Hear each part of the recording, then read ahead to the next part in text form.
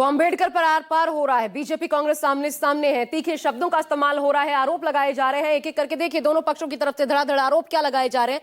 अंबेडकर का अपमान किया, बीजेपी कहती है, कांग्रेस कहती है अंबेडकर का संविधान जलाया। आपने सुना भी मल्लिकार्जुन खड़गे को। इसके अलावा अंबेडकर को चुनाव हरवाया, सदन तक से यह बात उठाई गई। कांग्रेस ने कहा लेफ्ट सावरकर ने चुनाव हरवाया। इमरजेंसी तक की याद दिलाई जाती है, इमरजेंसी में संविधान को कुचला गया, तो कांग्रेस कहती है आज संवैधानिक अधिकार छीने जा रहे हैं। इसके अलावा संविधान के खिलाफ था वक्फ कानून, तो संविधान के खिलाफ है ये वक्फ कानून, ये कांग्रेस ने कहा है। उधर तुष्टीकरण में पिछड़ों से आरक्षण का हक छीना, तो कांग्रेस ने आरोप लगाया एससी एसटी ओबीसी को पूरा आरक्षण नहीं दे रहे हैं। चुनाव में अब दलित कितने जरूरी है समझिए, ये सियासत हो क्यों रही है इसे समझना बहुत ज्यादा जरूरी है। तो साफ साफ इसके पीछे है वोट बैंक की सियासत। कुल मिलाकर के आबादी देखिए, देश में दलितों की 20 करोड़ 14 लाख, कुल आबादी का 16.6% है। इसके अलावा मुस्लिम और ईसाई दलित अगर बात करें करीब 12 करोड़ इनकी संख्या हो जाती है। शिक्षा दर देखिए, इनमें 66.1%। लोकसभा में आरक्षित सीटें हैं 84, यानी कि कुल मिलाकर के जो 543 सीटें हैं उनमें से 15%, 84 सीटें हैं, उस लिहाज से 15% ये बनती हैं। और जातियां जो शामिल है इनमें 1200 से ज्यादा जातियां शामिल हैं जो कि दलित कहलाती हैं। अब विडंबना कहिए या फिर कड़वा सच, आज अंबेडकर पूजनीय इसलिए हैं क्योंकि वो दलितों के मसीहा हैं और देश में इसी दलित वोट बैंक की आबादी लगभग 20% है। कब किस दौर में किस पार्टी या गठबंधन को इनका साथ या आशीर्वाद मिला, 3 लोकसभा चुनाव के आंकड़े आपको दिखाते हैं, क्योंकि यही जंग छिड़ी हुई है कि आर पार इस पर हो सकता है। 14 में देखिए 7 सीटें यूपीए, अब जो इंडिया गठबंधन है 7 सीटें जीती 18.9% वोट शेयर के साथ। एनडीए गठबंधन को 49 सीटें मिली, वोट शेयर 35.4%, सीधी लीड। जब नरेंद्र मोदी आए थे सत्ता में 19 में, हालांकि ये 12 सीटें बढ़ा है लेकिन वहां भी बढ़त नजर आती है 54 सीटों के साथ 44.3% वोट शेयर में भी उछाल, और यहां भी उछाल दिखता है 22.1% वोट शेयर इंडिया ब्लॉक के पास गया। 2024 में 33 सीटें, गिरावट यहां पर एक बढ़त नजर आती है और अच्छी खासी बढ़त आप कह सकते हैं, क्योंकि 99 सीटों पर कांग्रेस पहुंची और 2024 इस लिहाज से विपक्ष के लिए बेहतर रहा। तो 33 सीटें गई आरक्षित सीटों में से 31.9% वोट शेयर के साथ, और वहां पर एक गिरावट नजर आती है 39 सीटें 42.4% वोट शेयर। हालांकि वोट शेयर में 2% की गिरावट, लेकिन यह बड़ी गिरावट क्योंकि सीटों के लिहाज से बहुत ज्यादा, 54 से सीधा गिरावट 39 पर आकर ठहरती है। लेकिन अब तक जो पक्ष विपक्ष में इस वोट बैंक को लेकर लड़ाई दिखी वो इस तरह दलितों के नाम पर खुलकर कभी नहीं दिखी। अब मैदानी जंग में खुल्लम खुल्ला जोर आजमाइश दिख रही है और इसमें कौन पास कौन फेल। बिहार में इसकी पहली परीक्षा होगी, जहां बीजेपी जेडीयू से लेकर कांग्रेस तक ने अंबेडकर के सहारे दलित वोट बैंक पर अपना दावा अभी से मजबूत करना शुरू कर दिया है। देखिए कैसे।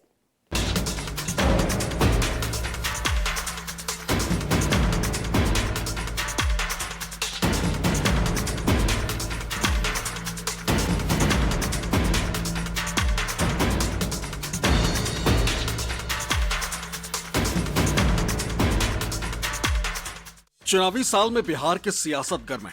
हर बीतते दिन के साथ सियासी पार्टियां अपने अपने मोहरे चल रही। रविवार को बीजेपी ने जय भीम पदयात्रा का नया सियासी दांव चला और फिर राजधानी पटना के सड़कें जय भीम और भारत माता के जय के नारों से गूंज उठी। हजारों की संख्या में बीजेपी कार्यकर्ता, नेता और आम लोग इस यात्रा का हिस्सा बने। खुद केंद्रीय मंत्री मनसुख मांडविया ने पदयात्रा में हिस्सा लिया। डॉक्टर बाबा साहब आम्बेडकर ने समानता की बात कही, नहीं केवल बात कही, लेकिन बंधारण के निर्माता के रूप में समाज के सर्व वर्ग को आगे बढ़ने का अधिकार भी दिया।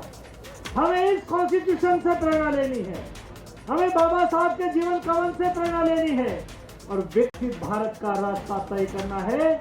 ऐतिहासिक गांधी मैदान में भव्य और रंगारंग कार्यक्रम के साथ इस यात्रा की शुरुआत है। केंद्रीय मंत्री मनसुख मांडविया के अलावा बिहार के उप मुख्यमंत्री सम्राट चौधरी और विजय सिन्हा, बीजेपी सांसद रविशंकर प्रसाद, बिहार बीजेपी अध्यक्ष दिलीप जायसवाल और कई पार्टी नेताओं ने गांधी मैदान से यात्रा की शुरुआत करते हुए भीमराव अंबेडकर को श्रद्धांजलि दी। 1985 में देश में सम्मानीय राजीव गांधी देश के प्रधानमंत्री हुआ करते थे। उन्होंने 21वीं सदी का नारा दिया था, लेकिन 21वीं सदी की ओर देश को ले जाने के लिए पाथवे नहीं बता पाए थे।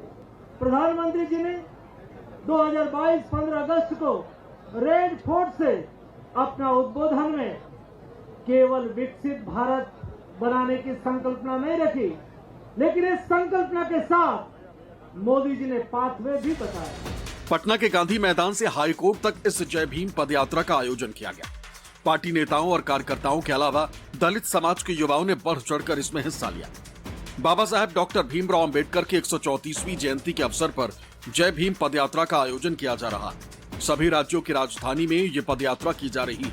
इसके अलावा देश भर में 5000 से अधिक स्थानों पर पदयात्रा का आयोजन किया जा रहा है। इस आयोजन का मकसद है डॉक्टर अंबेडकर के विचारों को जन जन तक पहुंचाया जाए।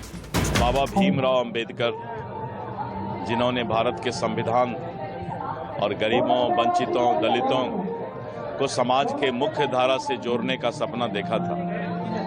आज भारत सरकार का खेल एवं युवा मंत्रालय जय भीम यात्रा का आयोजन किया है। माननीय प्रधानमंत्री जी के नेतृत्व में जिस तरह से भारतीय जनता पार्टी की सरकार ने, भारतीय जनता पार्टी ने भीमराव अंबेडकर साहब को श्रद्धा सुमन अर्पित किया है, उनका सम्मान और उनकी विचारधारा का सम्मान किया है, मुझे लगता है निश्चित रूप से एक भारतीय होने पर गर्व होता है। जय भीम पदयात्रा सिर्फ एक सामाजिक कार्यक्रम नहीं, बल्कि बीजेपी की खास रणनीति का हिस्सा। दरअसल बीजेपी 2024 के चुनाव में हुए नुकसान के बाद दलित और पिछड़े वर्गों को फिर से अपने साथ जोड़ने की कोशिश कर रही, और ये पदयात्रा भी उसी रणनीति का हिस्सा है। ये यात्रा बिहार के अलावा देश भर में एक साथ निकाली जा रही। अब ये तस्वीरें देखी, पटना, लखनऊ, रायपुर, देहरादून, हैदराबाद, मुंबई, यानी बीजेपी के निशाने पर सिर्फ चुनावी राज्य बिहार ही नहीं है, बल्कि दलित वोटर्स तक पहुंच बनाने की उसकी ये कोशिश देशव्यापी। कांग्रेस हो या समाजवादी पार्टी, टीएमसी हो या वामपंथी दल, ये लगातार बाबा साहब भीमराव अंबेडकर के खिलाफ, सामाजिक न्याय के पुरोधाओं के खिलाफ षड्यंत्र रचते रहे, और इन सभी को यह समय है जब बाबा साहब भीमराव अंबेडकर की पावन जयंती के अवसर पर इन मुद्दों को लेकर के हम हर दलित बस्ती में, वंचित बस्ती में जाएं और वहां पर वास्तविक रूप से सभी तथ्य रखें। ये एक ही दिन, एक ही गठबंधन और एक ही वोट बैंक को साधने की दो अलग अलग तस्वीरें।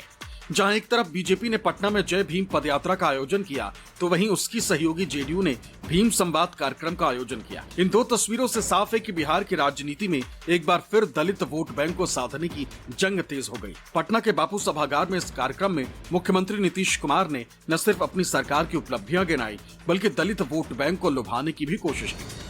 दलित, महादलित के लिए भी हम लोगों ने इतना किया, अति पिछड़ों के लिए भी किया, पिछड़े के लिए भी तो किया ही है, लेकिन हम लोगों ने अपर कास्ट को भी किया। बाबा साहब भीमराव अंबेडकर को हम लोग उनका नमन करते रहेंगे, और उनसे हम लोगों को जो भी उन्होंने किया है देश भर के लिए, तो हम लोग तो उनसे हमेशा ध्यान रखते रहे हैं और करते रहेंगे।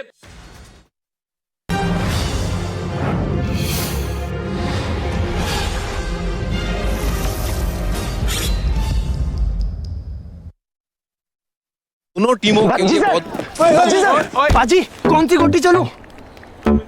ये वाली। जाने दे लूडो आसान लगता है, पर इसमें भी बहुत दिमाग लगता है। तो मेरे से क्यों नहीं पूछा? Supi.com download the app now, खेलो दिमाग से और जीतो लाखों तक कैश। इस खेल में वित्तीय जोखिम शामिल है और इसकी आदत लग सकती है। जिम्मेदारी से खेलें।